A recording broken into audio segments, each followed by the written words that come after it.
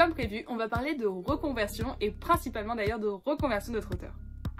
Vous êtes nombreux à me demander comment j'ai fait, comment j'ai procédé pour reconvertir Ferrari et surtout pour arriver à ce niveau-là en un an. Donc aujourd'hui, j'ai décidé de vous faire une vidéo où je vais vous expliquer étape par étape les exercices et les apprentissages à faire pour reconvertir votre trotteur.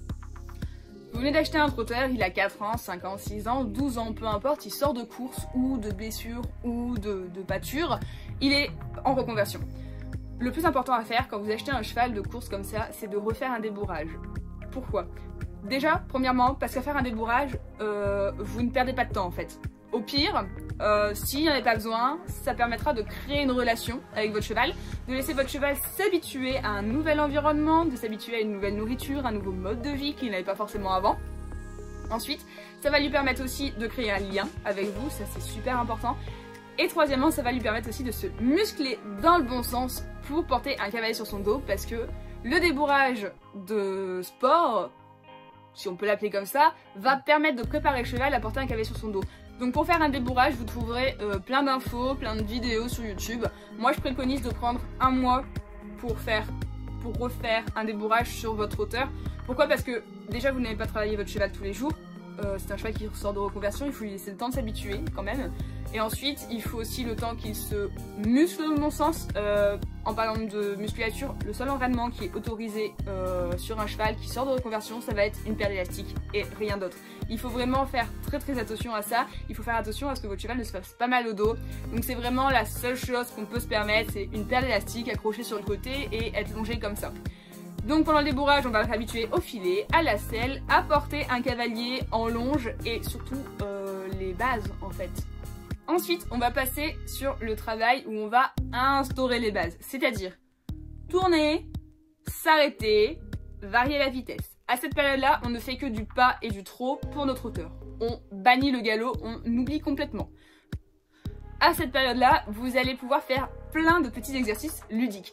Est-ce que vous vous souvenez les exercices qu'on vous faisait faire quand vous aviez galop 2, 3, 4, je pense que ça commence à être beaucoup, mais à cette période-là, vous savez, on vous mettait des slaloms, on vous mettait des plots, il fallait faire de transition dans les plots, il y avait des ponts au crocodile, des petites barres au sol, et ben en fait vous pouvez faire ça. Vous pouvez faire ça avec votre cheval, ça c'est vraiment des super exercices. Pourquoi ça? Parce que ça va lui faire découvrir les plots, ça va lui faire découvrir les barres au sol, tranquillement, hein, je vous dis pas de faire une ligne de barre au sol avec des foulées, des contrats de foulées, c'est une barre comme ça au milieu, puis on passe au-dessus tranquillement, au pas ou au trop.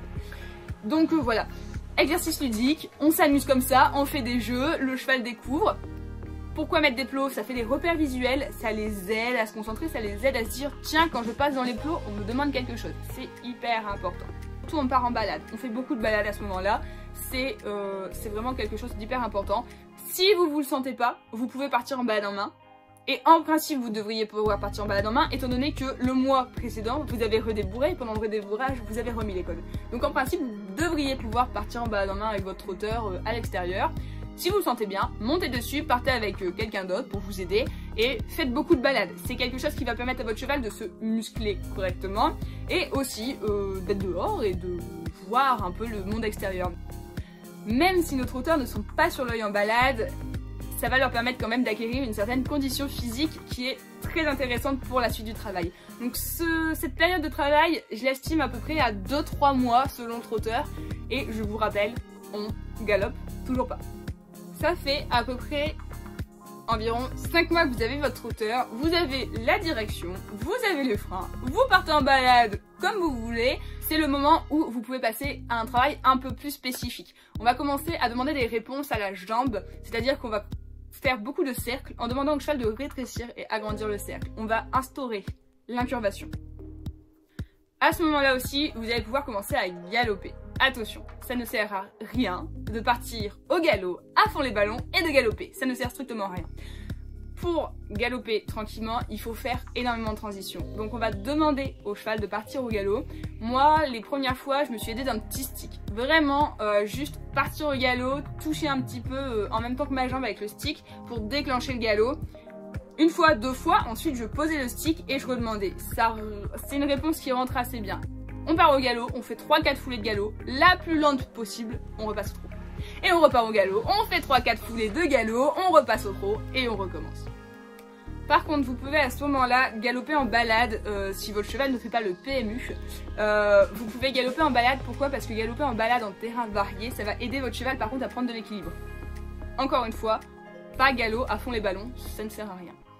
À ce moment-là, vous allez pouvoir aussi instaurer l'épaule au mur, c'est-à-dire demander l'incurvation vers le mur et avancer comme ça un petit peu en crabe. Ça va permettre d'assouplir votre cheval, de se muscler dans un bon sens. C'est un exercice qui est très facile et accessible à tous.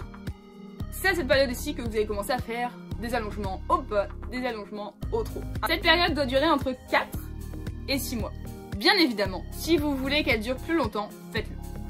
On ne perd pas son temps à prendre son temps. Ça c'est super important, ça vous permettra d'éviter d'autres problèmes plus tard. Donc ne bâclez pas, prenez votre temps. Et de toute façon, j'ai une vraie question, est-ce que vous êtes pressé? Non, donc prenez votre temps. On arrive sur une période, ça fait presque un an que vous avez votre trotteur, ou un an, on est entre 10, 12 mois, voire plus si vous avez pris un peu plus de temps. C'est la période où vous allez pouvoir commencer à travailler ce qu'on va appeler la basse école. Donc on va commencer à rentrer dans les coins, on va commencer à demander des épaules en dedans au pas, puis au trot. On va commencer à galoper comme on veut, quand on veut, à l'allure qu'on veut. On va pouvoir commencer à instaurer le galop à faux. C'est un exercice hyper important pour nos trotteurs. Ils n'ont pas forcément des bonnes qualités de galop et le galop à faux va être le meilleur exercice pour améliorer la qualité de galop. Vous allez aussi au galop pouvoir commencer à faire des allongements. Au trot, vous devrez maîtriser les allongements. Vous pouvez allonger et revenir quand vous le souhaitez. Vous devez commencer à avoir une vraie mise en main constante. C'est-à-dire qu'au début, la mise en main, sachez que c'est très physique pour un cheval. Ça, il faut le savoir. Donc, contentez-vous de peu au début. Les premières mises en main, votre cheval, il vient, il se met en main sur un demi-cercle, c'est très bien, on caresse, on félicite, c'est génial. Ensuite, de plus en plus, on va obtenir de plus en plus de foulées de mise en main, déjà au pas, puis au trot. Certains viendront plus au trot qu'au pas au début. Et ensuite, au galop. Au galop, ce sera certainement la dernière mise en main que vous obtiendrez. La mise en main au galop s'obtiendra vraiment toujours en demandant le galop le plus lent possible. Pour faire comprendre la mise en main, on peut commencer à céder de petits enraînements. Pas de gog pour nos trotteurs, pas de gog. Je vois souvent des trotteurs qui sont mis en gog. Nos trotteurs sont sur les épaules. Ils sont naturellement avec un poids sur l'avant. Le gog est le pire enraînement pour un trotteur. On va le plonger encore plus dans son défaut. Une petite paire de rênes allemandes, si on sait les utiliser. Je rappelle, les rênes allemandes ne doivent pas être serrées comme pas possible.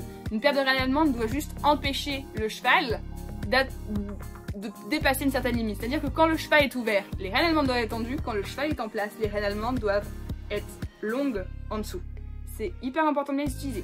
Si vous n'êtes pas à l'aise et que vous avez peur de mal utiliser les rênes allemandes, utilisez l'enraînement Tidman ou l'enraînement Olette, c'est la même chose. C'est un enraînement que j'ai beaucoup utilisé, pas forcément avec Ferrari, avec Another. Pourquoi? Parce que j'ai fait des grosses conneries avec les rênes allemandes avec Another. Et au bout d'un moment, j'en ai eu marre de ne pas savoir monter avec les rênes allemandes. Et du coup, j'ai acheté cet enraînement. C'est vraiment... Il est moins fort que des rênes allemandes, mais vous ne pouvez pas faire de conneries avec. Alors, au niveau des problèmes qu'on va souvent rencontrer avec nos trotteurs, souvent, les personnes m'écrivent en disant « Mon trotteur tire vers l'avant, comme ça, il plonge vers l'avant en tirant. » Et en accélérant, bien évidemment, il fait le PMU. En fait, il fait ce qu'on lui a toujours appris, vous ne pouvez pas lui en vouloir. Donc, ne tirez pas, levez vos mains. Vous levez vos mains, votre cheval va être gêné parce qu'il aura plus ses points d'appui et il va automatiquement se redresser, ralentir, repasser. On ne tire pas, on lève juste les mains. Une fois que votre cheval a répondu, on rebaisse les mains tout de suite. On caresse et on redemande. Et voilà, cette vidéo est terminée, j'espère qu'elle vous aura aidé et surtout qu'elle vous aura donné quelques pistes pour procéder à une bonne reconversion de votre trotteur. N'oubliez surtout pas, demandez peu, récompensez beaucoup.